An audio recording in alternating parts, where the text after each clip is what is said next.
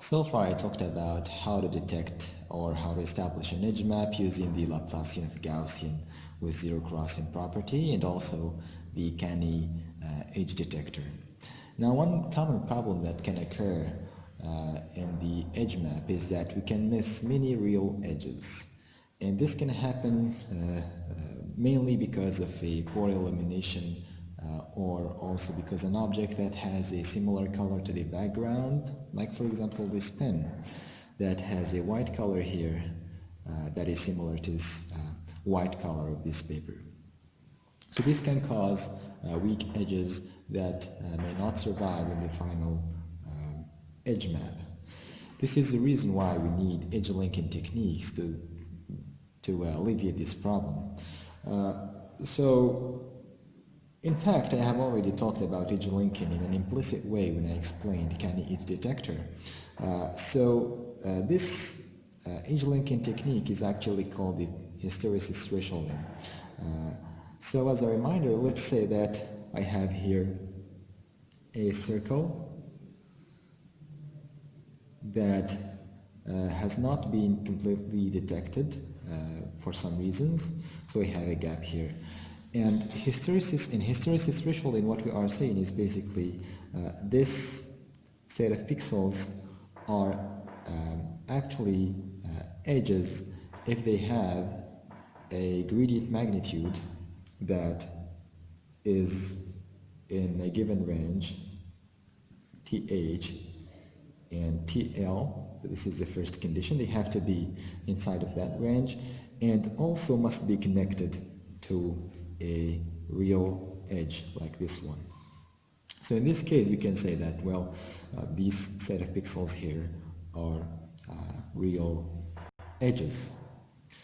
So this is one technique, and there are of course other techniques. So what I want to do in this video is to talk about local edge linking, and I'm going to explain why it is called local, because there is also global edge linking technique.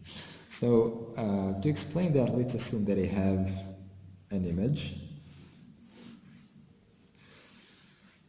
and what I do is to consider a given window, let's say of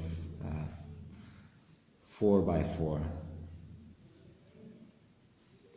and we have to make sure that the size of this window is small compared to the size of the entire image.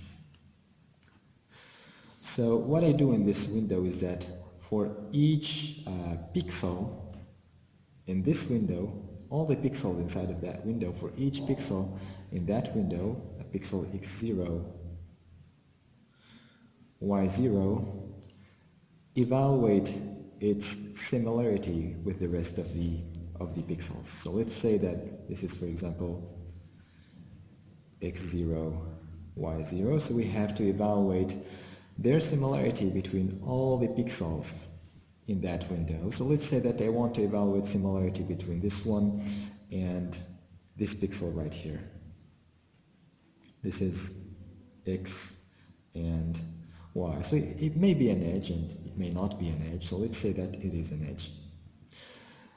So by evaluation I mean two criteria.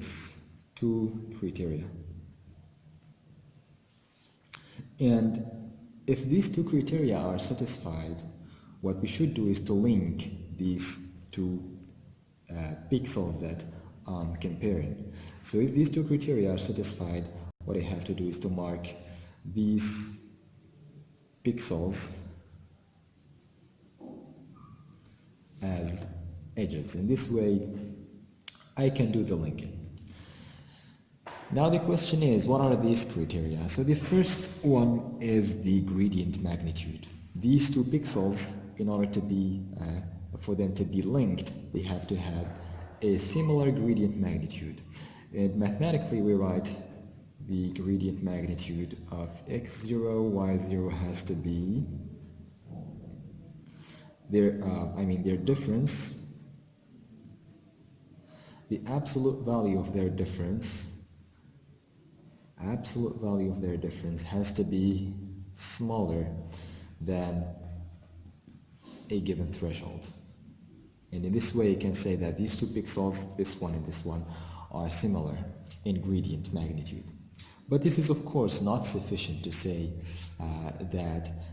to link these two pixels, and the reason why is simply because noise can also satisfy this criterion, but it is unlikely for a noisy pixel or a noisy edge to satisfy the second criterion, which is the gradient direction. So what we are basically saying is that if you want to connect this pixel to this pixel, they have to satisfy, of course, this condition, but they have to satisfy another conditional criterion, which is the similarity and their gradient direction.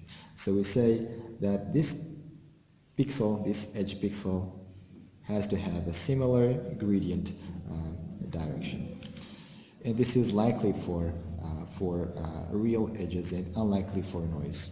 So mathematically, again, we can say that second criterion is satisfied if theta x0 y0 minus theta x y is smaller than a threshold that we can set. And in this way, I can link these two pixels. Now, what we have to do next is, of course, to move this window from one position to another. And the way by which we move is pixel by pixel. Pixel by pixel. So if we are moving, for example, horizontally on the right, then the next position would be this one, because we move just by one pixel. So there is an intersection with the previous position. And an important thing here is that we have to keep a record of previously linked pixels, because we would need them in the next position of the window. So this is an important thing to keep in mind.